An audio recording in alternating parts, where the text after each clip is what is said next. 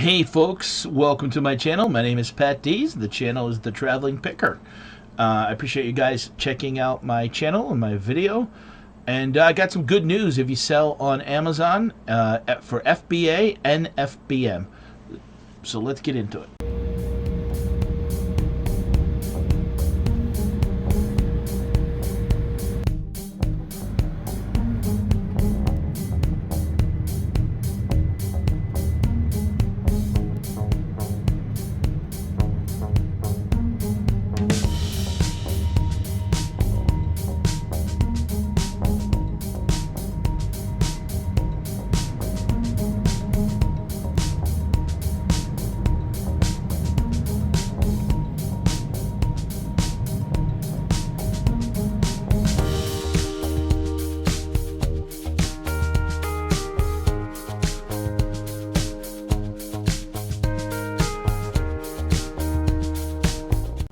Okay, well, here it is. The good news is this is going to save money. If you guys, this is a video that's related to people that sell on Amazon, third-party sellers, people that ship FBA, that's fulfillment by Amazon, or FBM, fulfillment by merchant.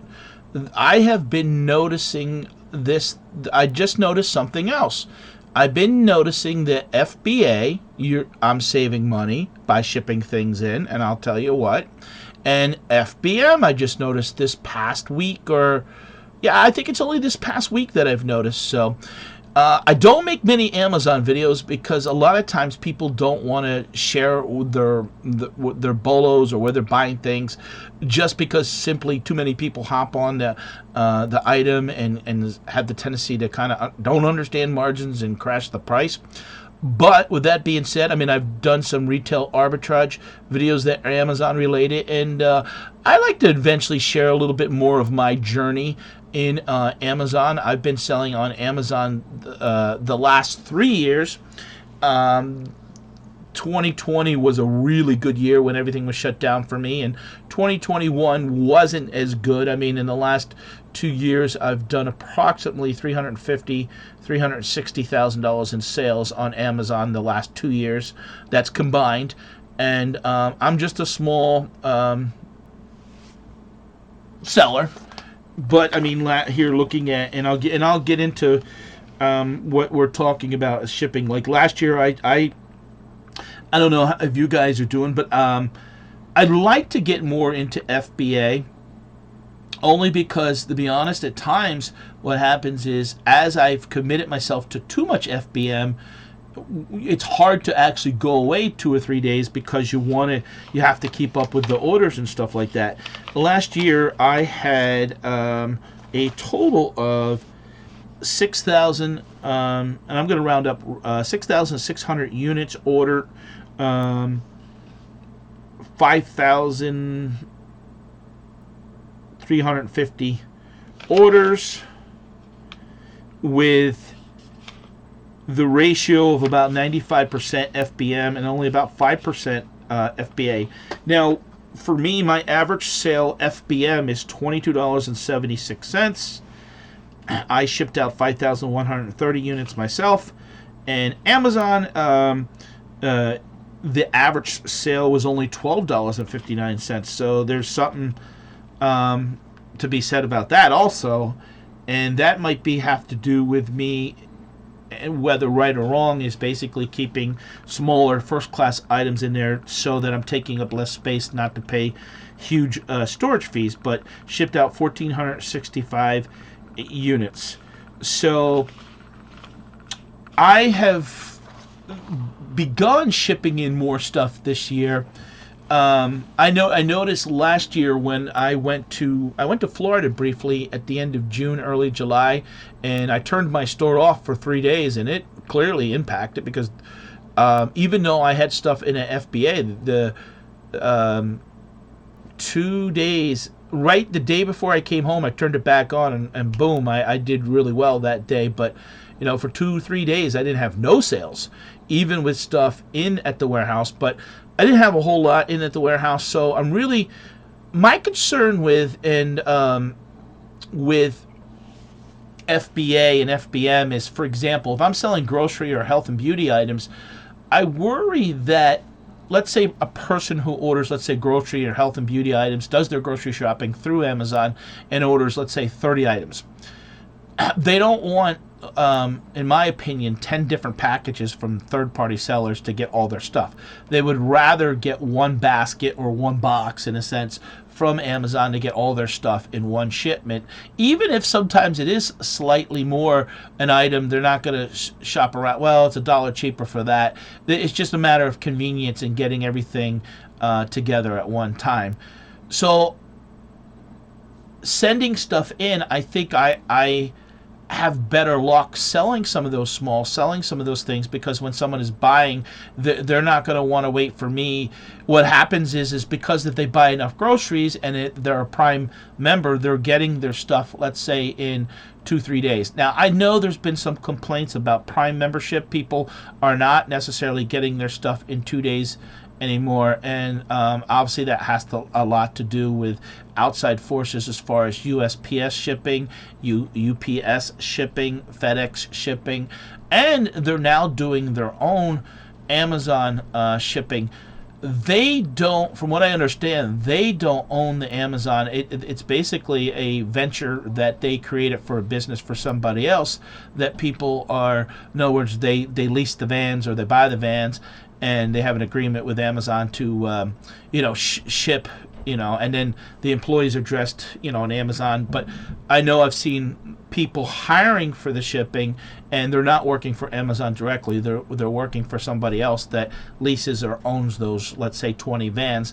And when they're shipping the stuff, they're taking pictures of it and stuff like that. And the reason, obviously, they're probably doing that is to be a little bit more efficient and shipping to be cheaper and stuff like that. So again, to me, my mindset is that if I'm ordering a box and I want 20 items, I want them all together, and because the price is already, let's say, $100 worth of stuff, I am going to get it in 3 days.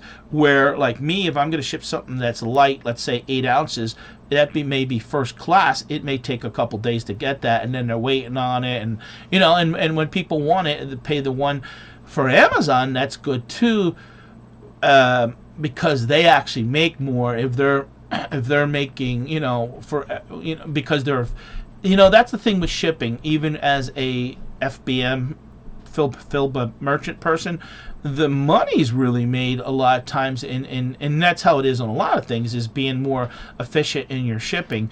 Because, for example, if I sell one product and I have $4 built into the price for shipping, but I sell 3 items and I have $4 built in each item, that's $12, but yet it only cost me $6 to ship that item, and I'm making $6 more, because a lot of times the way shipping works, if you can ship 4 ounces, 12 ounces, there's not that much. There might be $1.50 difference in that, but that's really where, I had at times that back in 2020 when everything was shut down, that sometimes the shipping was really making me money, because not setting up the templates. In other words, if I was selling a product, for example, let's say $12.95, and $4 of that was shipping, and I would have sometimes people buy by the case. So 12, let's say we're in a case of this product that was $48, and it was only costing me, let's say, $20 to ship. I was making an additional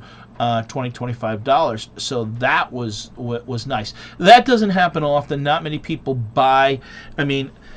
Even this past year, effectively only the average unit ordered is 1.25. So you don't get many times where people are buying, especially the stuff that I'm selling. You're selling multiple quantities. It happens in stuff that is first class, or items that sometimes have the tendency to be under $15. But anything more than that, it doesn't happen that often. So. All right, so let's get into it. One thing I've noticed is with FBA, that when I'm sending in my stuff now, and I had noticed it, and I was like, no, it can't be that, because we had gotten a new printer, and I don't know if you guys have checked out my other video. I did a printer review, and one thing, I was having problems with my Dynamo coming through that round, that sometimes the labels would get caught in it, and switch it back and forth to making these labels. These are the smaller labels that I use to put on, and I'm not quite sure, is it 20 or 30 cents? I think it's 30 cents if you allow them to do it, and that can add up. If you send 100 items in let's say a week, that's $30. You do that enough times in a year, that's $500-600. Just think about it, to have a professional store at $40 a month, just by saving money in labels by doing it yourself, you basically effectively pay for your $40 a month Amazon store fees. So that's something to keep in mind. In the beginning, when I first started out, I was just sending stuff in, and then when I started really getting serious about sending, I was like, nah, I could do it myself. I'd rather. I guess when you break it down, sometimes you basically you're not paying somebody else to do what you can do for half price. So I do the labels myself, unless there's I've done them for a long time myself. And so when I was doing the other printer, I was doing that. I was sending stuff in, and if you go through the little icon that's on Amazon Seller Central, Fulfillment by Amazon. Now, a lot of times I have my inbound setting right now at distributed inventory placement. Now, for a long time, I would have it that it would basically send it all to one warehouse, because I didn't want to send two to one warehouse, 4 to one warehouse, 5 to another, because effectively, if every package, let's say, was, for example, costing me $7, that would have been $21 to ship 3 packages.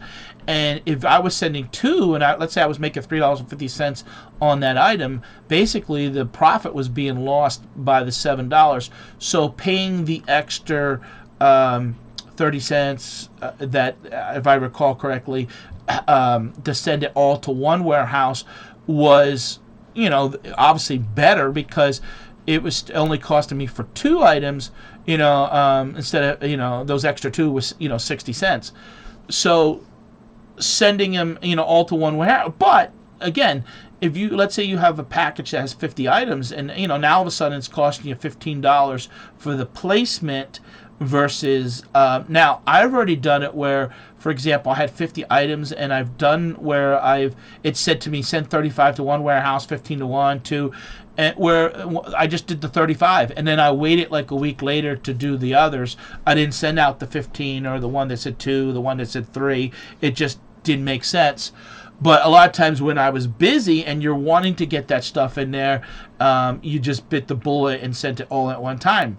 Here's what I've noticed. I live here in Pennsylvania. I live about an hour west of New York City. I'm in the about half an hour north of the Poconos, and I am using distributed inventory placement, meaning, and this is where I've seen this happen before, that my stuff can go to California, it can go to Jersey, it can go wherever, how many warehouses there are. I don't know how many warehouses there are right now.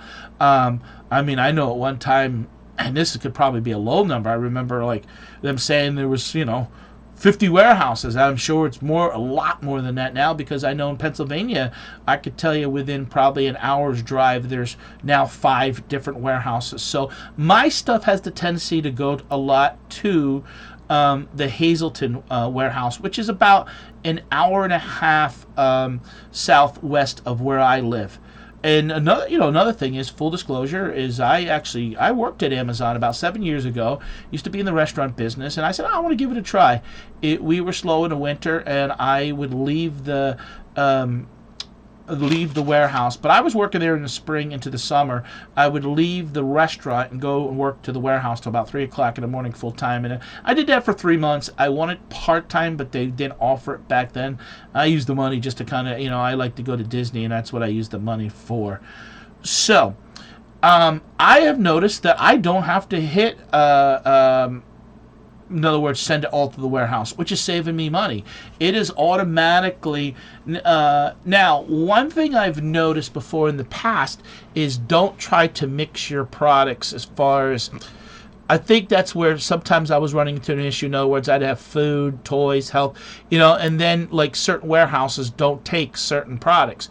So now basically what I've been sending in is more grocery and health and beauty related. They're all going to the same warehouse, and they're not asking me to chop it up and deliver it to other different warehouses, which is great because that's saving me money. So that's where, if you guys, you know, sometimes change that. Don't be afraid to go under that fulfillment by Amazon settings, and if you have the patience and the time, inbound settings, it says hit edit and inventory placement option, and I've already switched it where I want to see, okay, how would that work out, what it would do, and then, you know, there are times in the past that I had it where it would place it, and then it would be the same, and then other times, I mean, I had already where it was wanted to send it to, you know, 25 units to 7 different warehouses. Well, that's not good.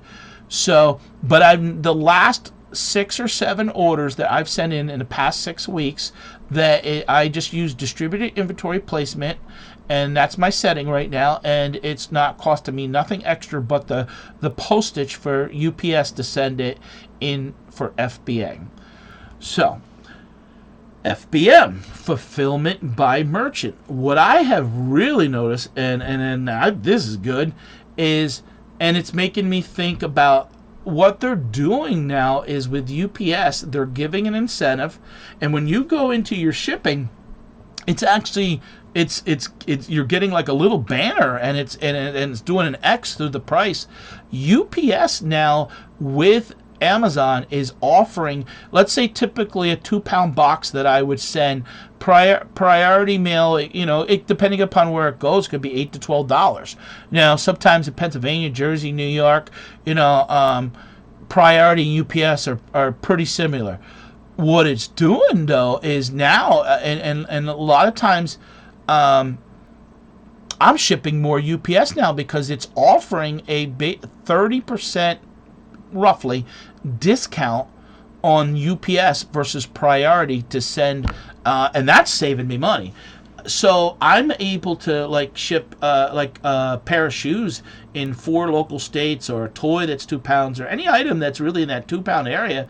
I'm shipping it for around $6.50, where priority is automatically, usually, I mean, a lot of times priority and UPS are a lot of times within $1.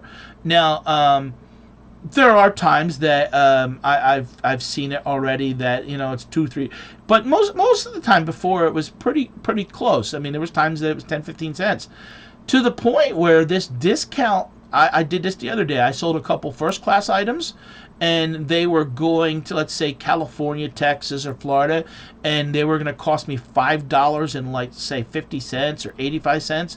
It was only 50 cents more to ship it UPS because of that additional discount now.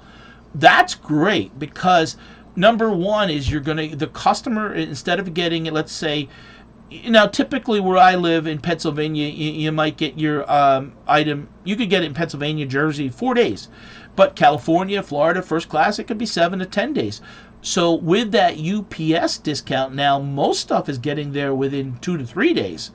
And that's tremendous because that is good. That customer experience is better. They're getting it faster, which hopefully they leave then positive feedback, like, you know, person send it sooner. And I don't mind, honestly, in those type of situations, paying 50 cents more to get it to a person faster.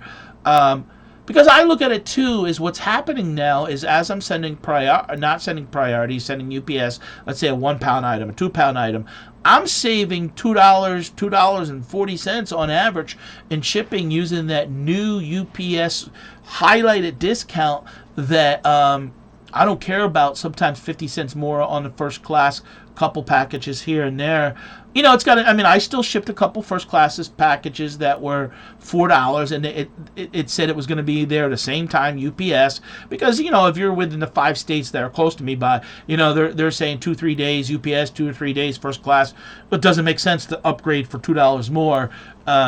You know, and I haven't priced it that way. So some of those small things, honestly, you know, if you're making a 50%, you know, return on investment after fees, you don't want to be giving up that $2, and, you know, because then you could be making 0. So I just wanted to share that with you guys. I hope this was some great information for people that do sell on Amazon. I am looking in the future to share a little bit more of my personal story selling on Amazon, my ups and downs. I'm a little bit in a down moment right now. Things have been a little bit slower on eBay and Amazon, but yet, you know, obviously I have to find different products and because I see people that, I mean, I see a guy who posts on, I think it's Instagram a lot. Yeah, Instagram, or I don't know, maybe he does TikTok too. But I know on Instagram he posts a lot, and the guy's killing it. I mean, he's done like $700,000 just in 2 months. Now, everybody can't be the same. I mean, he's got warehouse, he's got employees, he's got bigger capital, and that takes capital to scale up properly. So, you know, I'm not trying to compare myself to that, but I know that I can do better, and I wanted to share that out. I'm trying to grow this channel. I'd like to get to 10,000 subscribers this year, and my name is Patdees. It's all reselling related content on here. I do have a couple videos on here that are not, that I've uploaded in the past, and they're doing okay, so that's why I'm not taking them down. But I have taken down basically non-reseller related content that really was under a couple hundred views each, and I think kind of confused the person who wanted to watch my channel on what I was doing here. So I do appreciate the support. If you guys could give me thumbs up, comment below. Are you an Amazon seller? And you know what I'll do? This is what I'll do. Let's oh, here it is. Let's give away a t-shirt. If you guys are interested in buying a t-shirt and supporting me, thetravelingpicker.com, go over to my website, The Traveling Picker. But let's give a t-shirt away. See, Amazon, eBay, Traveling Picker. I've been selling on eBay since 1998. Part-time, became full-time 3 years ago, and Amazon 3 years now. But comment below, and let's take comments for about 2 weeks. And then when I do my eBay reseller bi-weekly show, I will do a drawing and have the computer pick someone who comments on this video. So thanks for supporting me, and I'll see you guys again.